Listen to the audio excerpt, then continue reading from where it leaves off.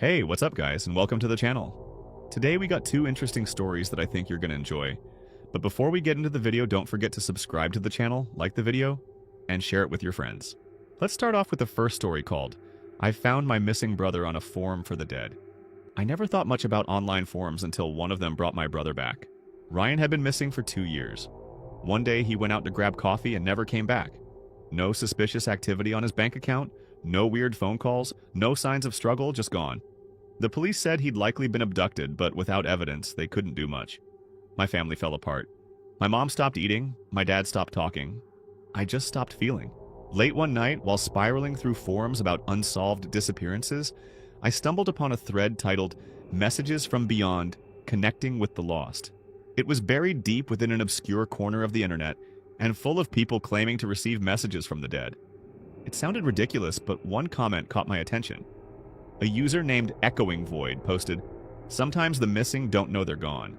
Sometimes they're here, looking for home. Below, someone replied, How do you know? And Void answered, Because I am one. For whatever reason, grief, desperation, or lack of sleep, I created an account and messaged Void. I typed, If you're really one of the missing, prove it.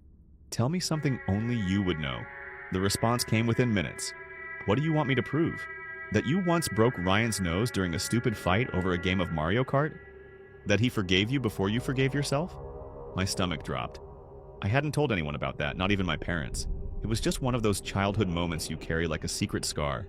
I asked, Who are you? Void's reply, I think you know. The next few weeks were a blur. I spent hours every night talking to Void. He said the world he was in was a fractured reflection of ours, familiar but empty.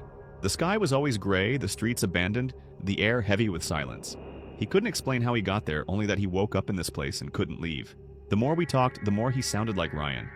He even remembered details no one else could, like the nickname he used to call our childhood dog, or how he'd secretly taped my embarrassing middle school dance recital to blackmail me later. One night, Void said something that terrified me. He typed, They're watching me now. They don't like that I'm talking to you. I asked who they were, but his responses became cryptic. The shadows. The ones who keep us here. They don't like noise. That was the last I heard from him for weeks. Then a new message appeared in my inbox. Do you want to see me? Attached was a link to a live video feed. I hesitated but clicked. The stream showed a dimly lit street that looked eerily like the one Ryan and I grew up on.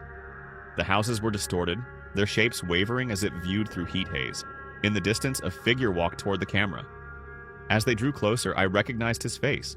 It was Ryan. But something was off. His eyes were too wide, his movement stiff like a puppet on strings.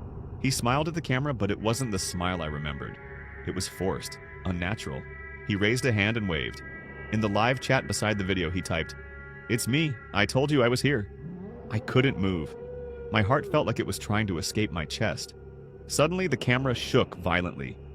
The shadows behind Ryan began to shift and ripple, forming towering figures with jagged edges. They moved closer, their distorted limbs reaching for him. Ryan typed, They're coming. You have to help me. Find the door. The feed cut out. I spent the next few days piecing together everything he'd said about his world, looking for clues about the door. It wasn't much, but he'd mentioned a specific place from our childhood, an old abandoned cabin in the woods where we used to play.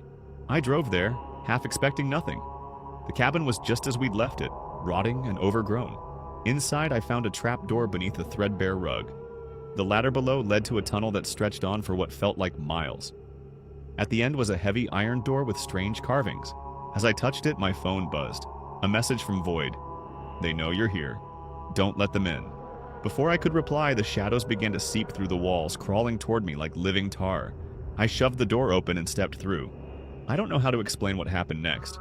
One moment, I was in the tunnel. The next, I was standing in the gray, empty world Ryan had described. The air was heavy, the silence deafening. And there he was, standing a few feet away, staring at me with wide, desperate eyes. Ryan, I whispered. But before he could respond, the shadows surged forward. The last thing I remember is his scream.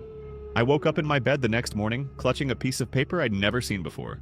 Written on it in Ryan's handwriting were the words, Don't stop looking. There's another door.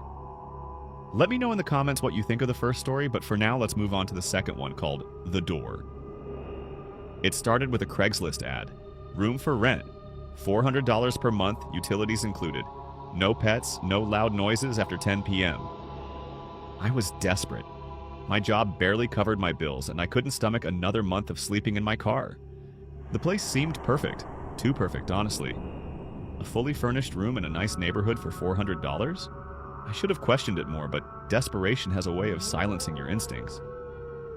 The landlord, Mr. Harlan, was a wiry old man with a stooped posture and a voice that barely rose above a whisper.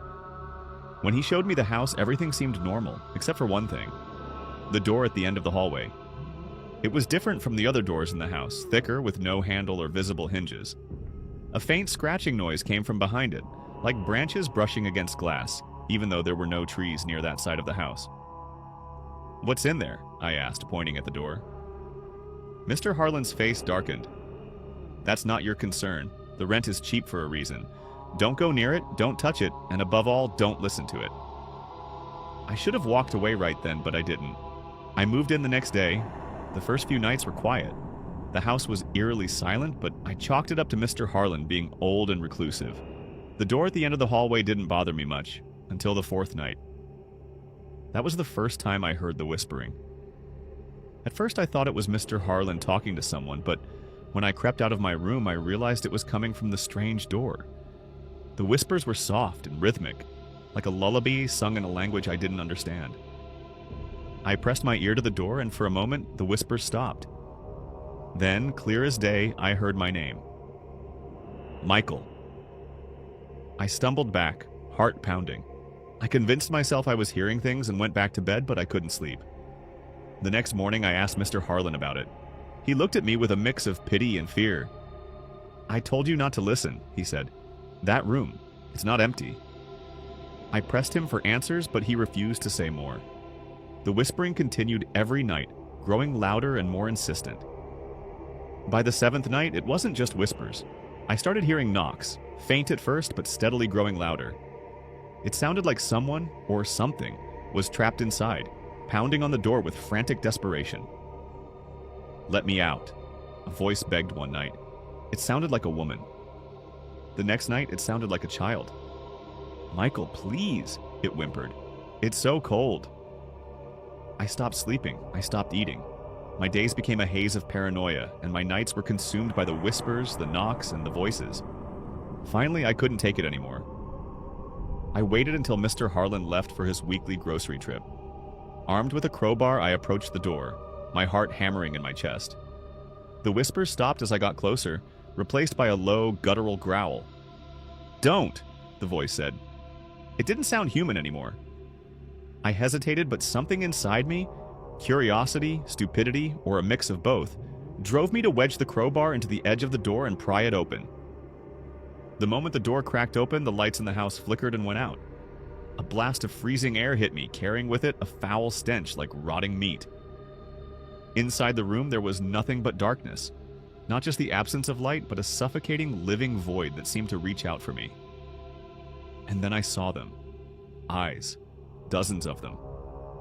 Red and unblinking, staring at me from the darkness. A hand shot out of the void, long and skeletal, its fingers impossibly long and sharp. It grabbed my wrist, its touch ice cold and burning at the same time. "Thank you," the voice said, no longer pleading but triumphant. I screamed and pulled away, slamming the door shut with every ounce of strength I had. The whispers immediately started again, louder and more chaotic, like 1,000 voices screaming in unison. Mr. Harlan found me huddled in a corner of the living room when he got back. He didn't say anything, just helped me up and handed me a glass of water. "I told you not to listen," he said quietly. I moved out that night, leaving behind all my belongings. A week later, I drove past the house. The windows were boarded up and a "for sale" sign was staked in the yard. I never went back, but sometimes late at night when I'm alone in my new apartment, I hear faint whispers coming from the closet. And they know my name. That's it for the video. Hope you enjoyed both stories. Let me know in the comments what you think of these. Which one was your favorite? And I'll see you in the next video with some fresh new stories for you to enjoy. See ya!